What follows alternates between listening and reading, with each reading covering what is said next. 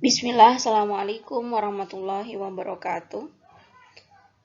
Alhamdulillah, pada kesempatan kali ini kita dapat melaksanakan perkuliahan secara daring seperti biasa dalam keadaan sehat. Kemudian yang selanjutnya, kali ini pertemuan kita sudah memasuki pertemuan yang ke-11 ya. Kita akan membahas tema baru yaitu tentang harta dalam perkawinan. Nah, di tema ini nanti ada beberapa hal yang saya kira perlu untuk kita kaji bersama, untuk kita pelajari bersama dan kita pahami yang berkaitan dengan harta dalam perkawinan.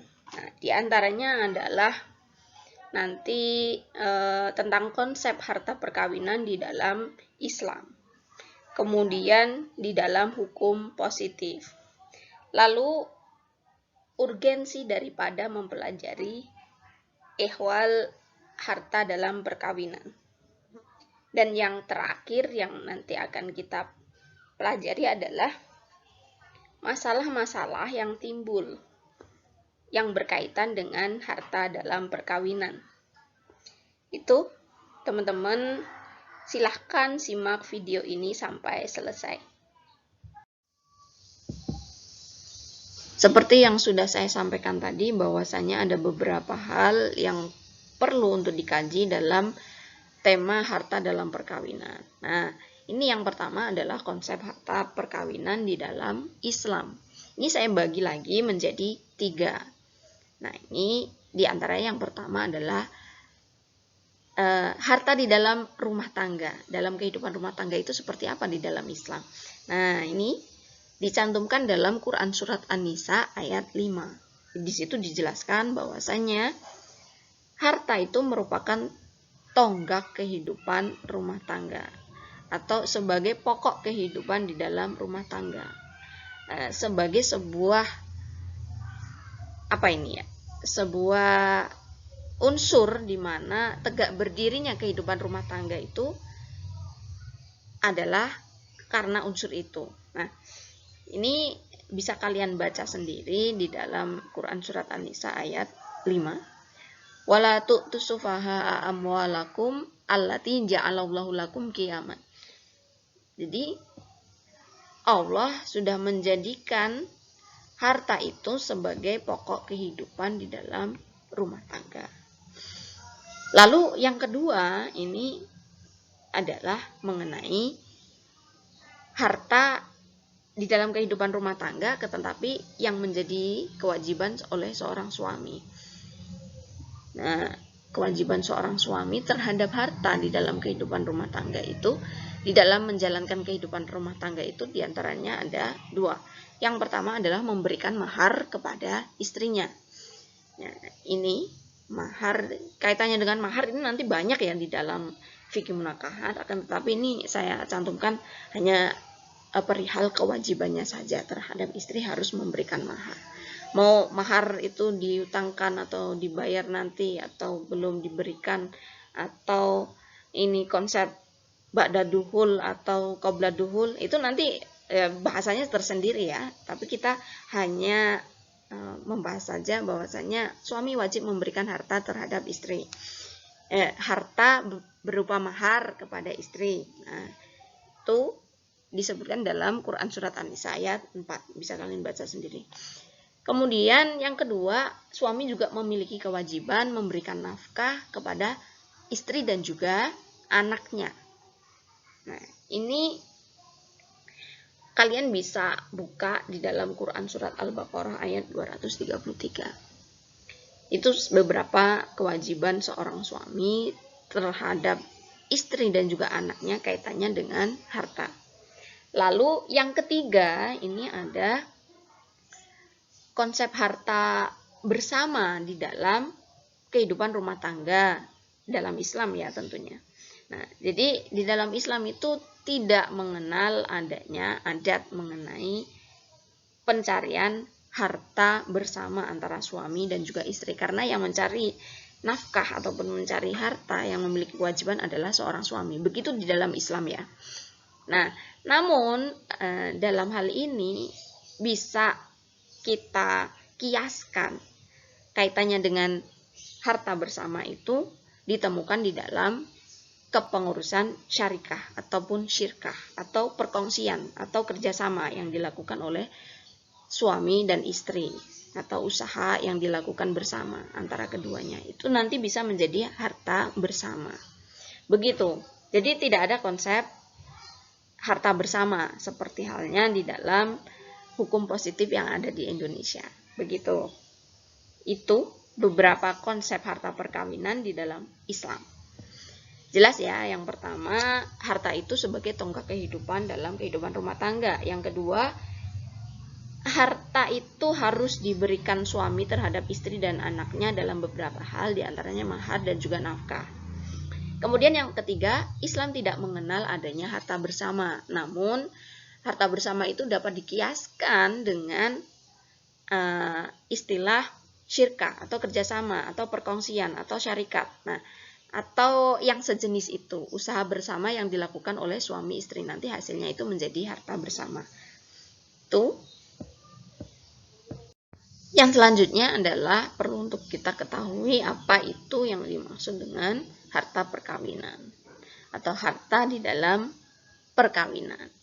Jadi yang dimaksud dengan harta perkawinan itu adalah harta yang dikuasai suatu keluarga atau harta yang diperoleh suatu keluarga untuk kelangsungan hidup mereka. Itu yang disebut dengan harta perkawinan. Ini ada pendapat dari Rosnidar Sibiring bahwasannya harta kekayaan di dalam keluarga itu dibagi menjadi 4. Yang pertama ada harta warisan, kemudian ada harta yang diperoleh atas usaha sendiri, baik itu suami maupun istri. Lalu harta yang diperoleh oleh suami ataupun istri itu ada 2. Yang pertama sebelum perkawinan, yang kedua ada setelah perkawinan. Itu nanti disepakati milik bersama ataupun tidak, itu dapat diperjanjikan. Kemudian yang ketiga, yang terakhir, yang keempat ada harta hibah atau hadiah. Nah, yang diberikan pada saat pernikahan kepada suami istri secara bersama. Ini menurut Rosnidar Sibiring ya, itu ada 4 pembagian harta kekayaan dalam keluarga itu. Jadi untuk yang selanjutnya adalah klasifikasi daripada harta di dalam kehidupan rumah tangga. Jadi pembagian harta dalam kehidupan rumah tangga itu ada 2. Yang pertama adalah harta pribadi, kemudian yang kedua adalah harta bersama. Nanti harta pribadi ini dibagi lagi menjadi beberapa, diantaranya adalah harta bawaan, baik suami maupun istri, harta daripada hadiah atau hibah, ataupun juga harta warisan. Nah, ini perlu untuk kita bahas. Yang pertama adalah harta pribadi. Nah, ini merupakan harta yang sudah dimiliki suami istri pada saat perkawinan dilangsungkan. Nah, kalau begitu kan berarti ini bisa berupa harta bawaan, harta hibah atau hadiah atau warisan, itu bisa masuk dalam lingkup ini ya. Kemudian menurut pasal 35 ayat 2 ini bisa juga dimaknai atau bisa juga secara tidak langsung kita peroleh kesimpulan bahwasannya harta benda yang diperoleh masing-masing sebagai hadiah atau warisan ataupun juga hibah dari orang lain terhadap dirinya itu bukan merupakan dari harta bersama. Itu ya. Nah, ini ada lingkup daripada harta pribadi, yakni harta bawaan. Disebutkan dalam pasal 35 ayat 2 Undang-Undang Perkawinan bahwasanya harta bawaan itu adalah harta benda yang diperoleh masing-masing suami dan istri sebelum menikah, serta hadiah, hibah atau warisan yang diterima dari pihak ketiga selama perkawinan. Jadi Ada dua pengertian.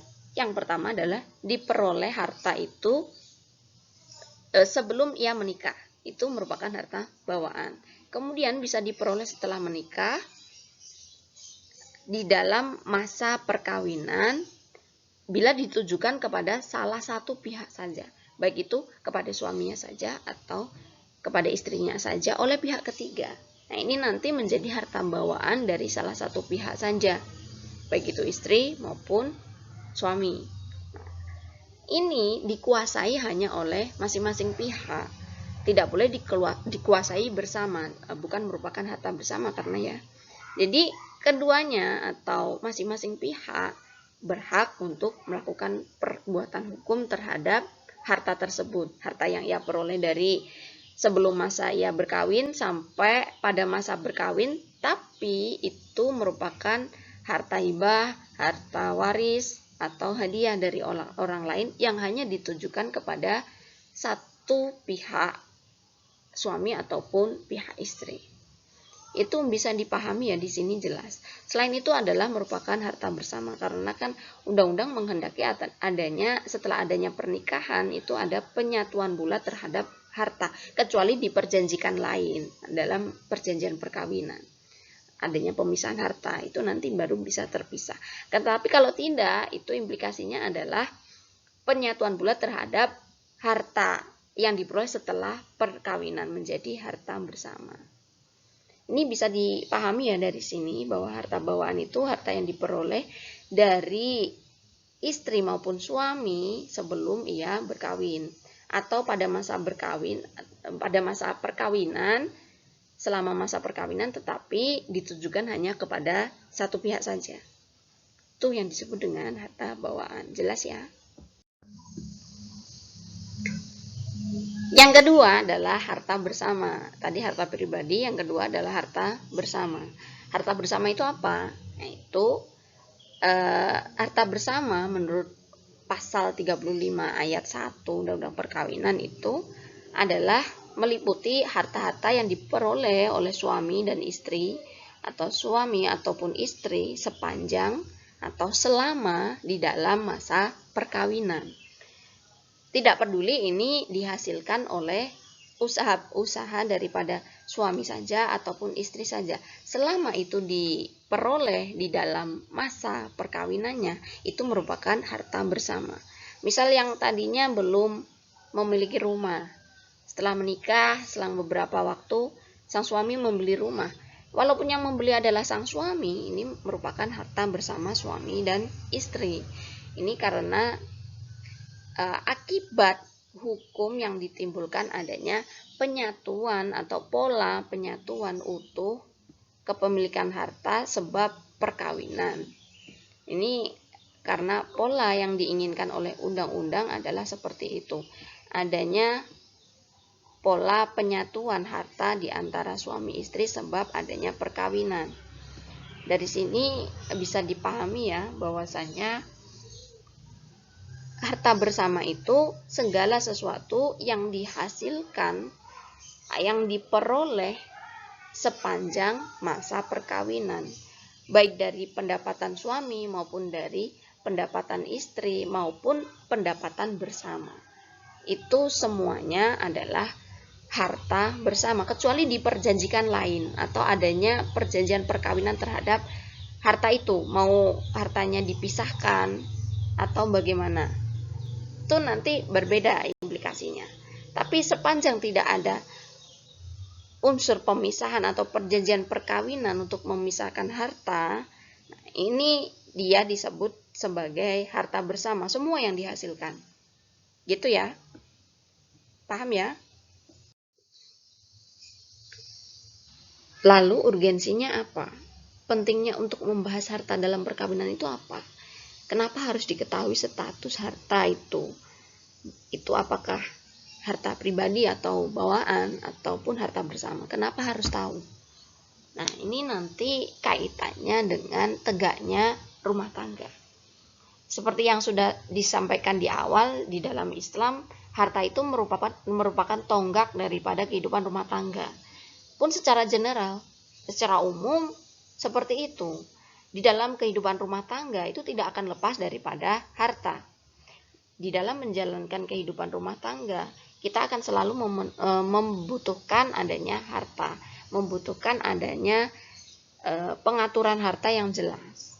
Ini karena apa? Karena nanti misal dalam kebutuhan rumah tangga, misal ada pembagian ataupun ada perjanjian perkawinan yang menentukan pembagian harta harus dipisah ataupun tidak ada harta bersama di dalam kehidupan rumah tangga tersebut, nanti akan jelas. Jadi harta yang dimiliki masing-masing oleh suami ataupun istri ini nanti di luar kewajiban suami untuk memberikan nafkah kepada istrinya. Jadi istri secara jelas masih diberikan oleh suaminya berupa nafkah dan juga anak-anaknya. Istri dan anak ini tidak akan dirugikan dengan adanya perjanjian perkawinan yang memisahkan harta. Karena tidak ada harta bersama sesuai pola yang diinginkan undang-undang, adanya penyatuan utuh terhadap harta dalam kehidupan rumah tangga, maka kewajiban suami juga menjadi jelas. Masih jelas juga, harus jelas sih. Harus jelas bahwasanya selain harta yang dimilikinya pribadi, dia juga memiliki kewajiban untuk memberikan sebagian hartanya untuk dinafkahkan kepada anak dan istrinya. Itu yang pertama. Kemudian dengan begitu, dengan adanya kejelasan status kepemilikan harta, ini nanti keluarga yang dibangun itu adalah keluarga yang sejahtera. Kalau jelas, nanti kan tidak ada konflik mengenai harta. Jadi keluarga yang dibangun itu sejalan dengan tujuan yang ingin dicapai, yaitu keluarga yang sejahtera, yang bahagia. Gitu ya. Sejahtera artinya berkecukupan ataupun mapan dalam segala sesuatunya karena pengelolaan hartanya sudah bagus di dalam kehidupan berumah tangganya. Kemudian untuk kepentingan anak, nanti kepentingan anak juga masuk ya di dalam alasan mengapa status daripada harta itu perlu untuk diketahui apakah bersama ataupun bawaan atau pribadi. Lalu nanti misal ia meninggal atau salah satu di antara suami atau istri itu meninggal, nanti jelas kewarisannya. Jadi yang tadinya harta bersama seharusnya, tapi karena misal ada perjanjian perkawinan, itu nanti kan jelas kalau mau membagi kewarisan. Harta yang dimiliki berbeda-beda. Jadi mau dia mewariskan ke orang lain atau menghibahkan ataupun tindakan hukum yang lain itu nanti kan jelas. Jadi dalam semua lini ya ini kaitannya dengan harta, semuanya akan menjadi jelas. Kalau misal itu harta bersama juga akan jelas bagaimana harus membaginya, karena nanti masing-masing suami dan istri misal ada perceraian atau ada yang lain, nanti kan pembagian harta bersama atau gonogininya ini kan jelas separuh-separuh gitu.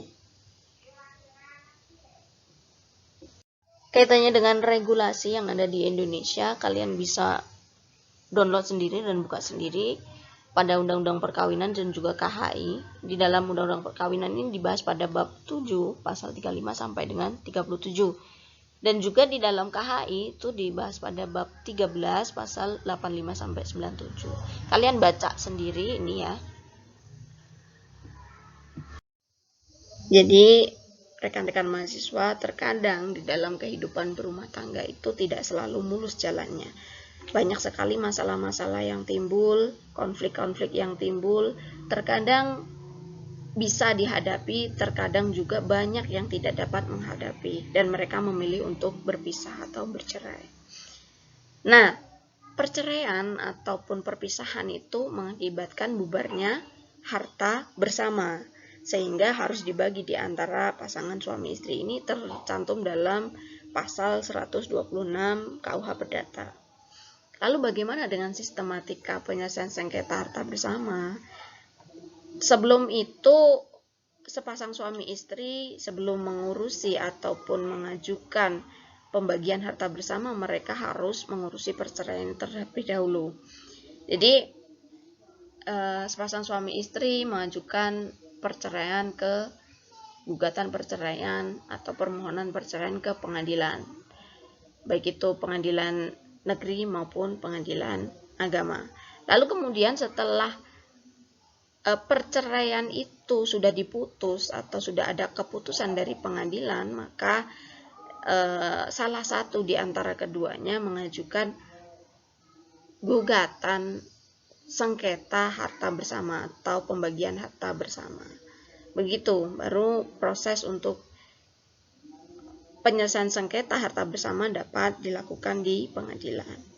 Nah, jadi ini kalau di pengadilan agama sebenarnya bisa untuk mengajukan perceraian dan juga pembagian harta bersama itu secara bersamaan dalam satu gugatan. Itu akan lebih meringkas, tapi minusnya atau kelemahannya adalah nanti belum tentu perceraiannya itu akan disetujui ataupun akan diputuskan bercerai, dan juga waktunya akan lama. Kalau perceraiannya nanti tidak dapat diputus alias misal ada kendala, misal nanti tertolak atau apa, itu otomatis juga pengajuan pembagian harta bersama itu juga tidak akan bisa. Maka dari itu akan lebih baik jika dilakukan secara terpisah. Jadi gugatan perceraian terlebih dahulu, setelah dapat putusan baru mengajukan gugatan penyelesaian sengketa pembagian harta bersama. Begitu. Kalau di pengadilan negeri sudah tentu ya harus mengurusi perceraian dulu baru gugatan harta bersama. Nah, lalu bagaimana dengan harta bersama yang dalam hal ini dijadikan sebagai agunan kredit atau dijadikan sebagai tanggungan piutang dalam yang dilakukan oleh seorang suami ataupun istri atau mereka berdua dalam memenuhi kebutuhan kehidupannya di masa perkawinan mereka. Nah, ini harus dibagi juga sebagaimana harta bersama yang dimiliki. Jadi untuk piutang itu juga harus disertakan di dalam gugatan agar dapat diselesaikan oleh pengadilan bagaimana memutus pembagian harta bersama dan juga memutus pembayaran piutang yang telah ada pada masa pernikahan mereka. Karena di dalam undang-undang perkawinan tidak disebutkan masing-masing pihak mendapat berapa bagian dalam hal harta bersama setelah perceraian, maka di sini kita merujuk kepada aturan yang lain, yakni di dalam KHI. Di dalam KHI disebutkan pada pasal 97 harta bersama setelah perceraian dibagi rata, masing-masing setengah bagian. Nah, ini akan tetapi bisa saja berubah karena lebih baik kalau pembagian harta bersama itu diselesaikan secara musyawarah dengan memperhatikan keadilan bagi keduanya. Begitu, dan tidak ada kecemburuan ataupun pihak-pihak yang dirugikan dalam hal ini. Jadi kalau bisa diselesaikan dengan musyawarah, dengan memperhatikan keadilan di antara keduanya, maka akan lebih baik. Begitu. Namun di sini juga disebutkan di dalam hukum adat Jawa bahwasannya harta bersama itu dibagi secara adil menjadi 2 bagian, yakni sama rata berarti ya. Berarti setengah bagian untuk suami dan setengah bagian untuk istri, sama ya. Akan tetapi yang berbeda ini justru malah di dalam KUH Perdata, karena pembagian dilakukan atas dasar bukti-bukti yang diajukan penggugat dan juga tergugat. Jadi porsi yang diberikan nanti tergantung pada pembuktiannya, pembuktian daripada penggugat dan tergugat, mana yang lebih kuat, mana yang lebih lemah. Artinya apa? Pembagian harta bersama menurut KUH Perdata ini dicantumkan dalam pasal 128 bahwa bubarnya harta bersama, kekayaan bersama dibagi 2 antara suami istri, tetapi dapat terjadi perubahan pembagian sesuai bukti secara hukum dalam proses peradilan. Jadi bisa berubah sesuai dengan bukti. Kalau di dalam KHI itu bisa berubah dengan adanya musyawarah dengan memperhatikan keadilan di antara keduanya. Ya, jadi bisa berubah apabila ada faktor-faktor tertentu. Kalau menurut KHI karena adanya musyawarah di antara keduanya diselesaikan dengan jalan damai. Kemudian kalau di KUH Perdata itu bisa berubah sesuai dengan bukti-bukti yang diberikan atau yang diajukan oleh penggugat dan juga tergugat. Kalau di dalam hukum adat Jawa itu tidak tetap sama, setengah-setengah gitu ya. Itu tadi, ini saya bikin dengan seperti ini. Jadi dasar hukum yang dipakai KHI adalah pasal 97, yakni dibagi setengah-setengah tadi ya. Nah, ini dasar pertimbangannya yang digunakan oleh pengadilan itu adalah musyawarah ataupun keadilan, musyawarah yang berkeadilan gitu ya. Jadi pembagian harta gonogini sebaiknya dilakukan berdasarkan prinsip keadilan. Jadi tidak ada salah satu pihak yang merasa dirugikan atau mendapat ketidakadilan. Nah, kalau selesai dengan musyawarah dan juga musyawarah yang berkeadilan, maka akan lebih baik. Begitu. Kemudian kalau di KUH Perdata itu di pasal 1866 disebutkan bahwa sesuatu diputuskan berdasarkan pembuktian dan juga berdasarkan keterangan-keterangan dari saksi. Jadi kalau buktinya dan juga saksinya itu memberatkan dia ataupun menjadikan buktinya itu lebih kuat, maka keputusan yang diambil adalah bagiannya lebih banyak daripada bagian pihak lawan ataupun salah satu pihak yang lain. Begitu. Itu saja jelas ya. Jadi hanya ini mungkin yang dapat saya tambahi kaitannya dengan penyelesaian sengketa ataupun harta bersama ataupun dalam cakupan luas tema hari ini, tambahan saya pada hari ini mengenai harta dalam perkawinan. Semoga yang sedikit ini dapat bermanfaat untuk kalian dan juga dapat menambah referensi kalian dalam melakukan diskusi. Saya ucapkan terima kasih atas atensinya dan apabila ada kesalahan saya mohon maaf sebesar-besarnya. Dari saya cukupkan. Wallahul muwaffiq ila aqwamit thoriq. Wassalamualaikum warahmatullahi wabarakatuh.